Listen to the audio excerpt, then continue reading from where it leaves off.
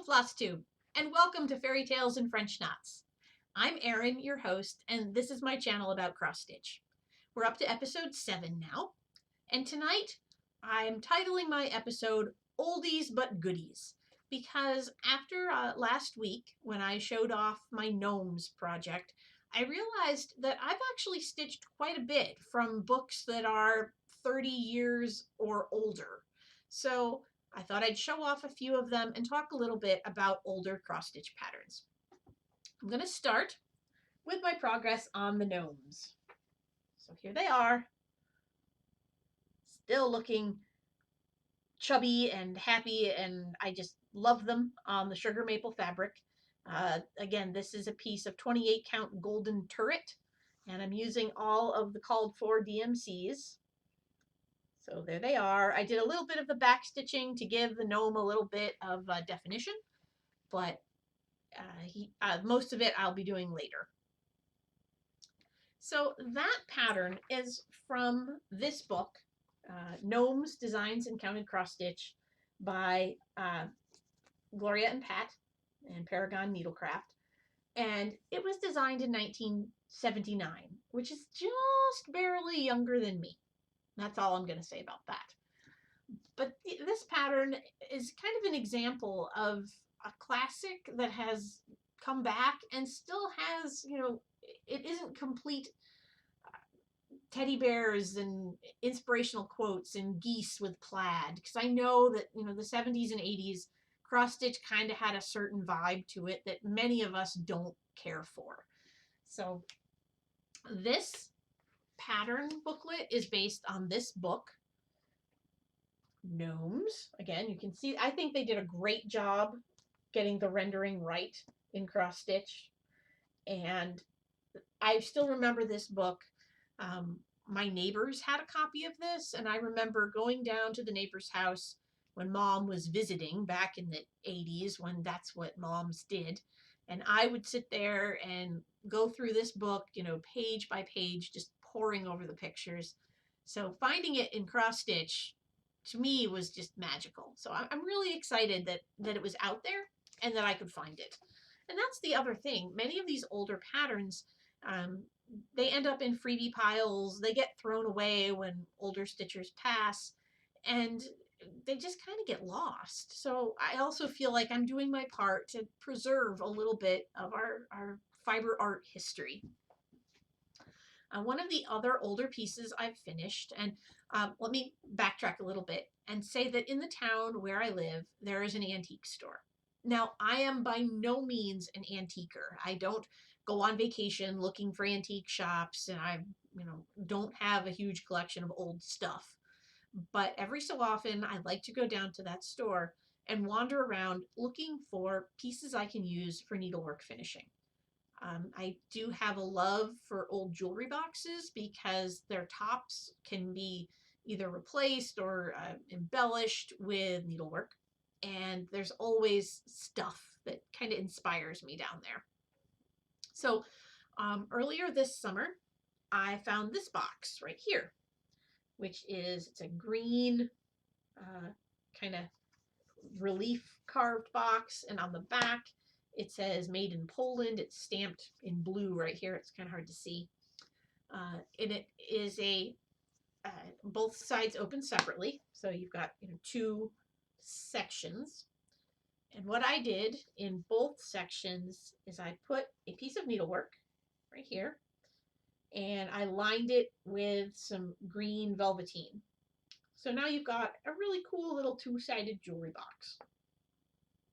And I like the way that the pattern kind of mimicked the carving on the top.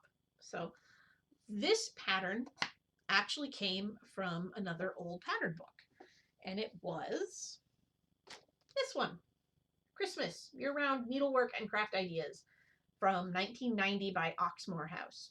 And this one I found at, I think, a thrift store for like $1. And there are some things in here that kind of aren't my style. On the back, you can see there's a kind of wonky looking cat. There's some hearts that are pink. I I like snowmen, but I really don't love that guy there. He looks a little too cartoony for my tastes. And of course, on the front here, we've got the plaid duck. So, you know, the 80s, this book may have been published in the 90s, but the 80s were still alive and well. I know that the reason I bought this book is this pattern right there, right there, which is Santa and his reindeer. Because as I was looking at it, I thought that looks really familiar. And it's a pattern by Fancy That. And Fancy That has a series of Santas and elves that every so often, when they come up on the stash groups, kind of disappear in a snap because people collect them. So I thought, I have no collection like that, but I thought, I'll stitch the little Santa guy because he's super cute. And there's mine. There he is. He's got snowflakes or beads for the snowflakes because um, a lot of the older patterns didn't use embellishments or hand-dyed flosses or any of the cool things we have now. Same with the gnomes that I'm stitching on the hand-dyed fabric. I think the pattern called for all, white Aida. And now there's so many more options that you can update these older patterns. The last one I have to show off tonight is from these books, one of these books, which I know, again, they always show up in piles at stitching retreats in the free pile. You find them at yard sales. You find them at the thrift store for a quarter. They're not the most popular patterns. Some of them are incredibly cheesy, and some of them are just weird because what this whole series did was they went through the year and they picked out holidays, and not just the big holidays. Uh, this one has, instead of New Year's, it has the Tournament of Roses anniversary for January 1st. It's got, let's see, the Carrot Festival in February and Valentine's Day.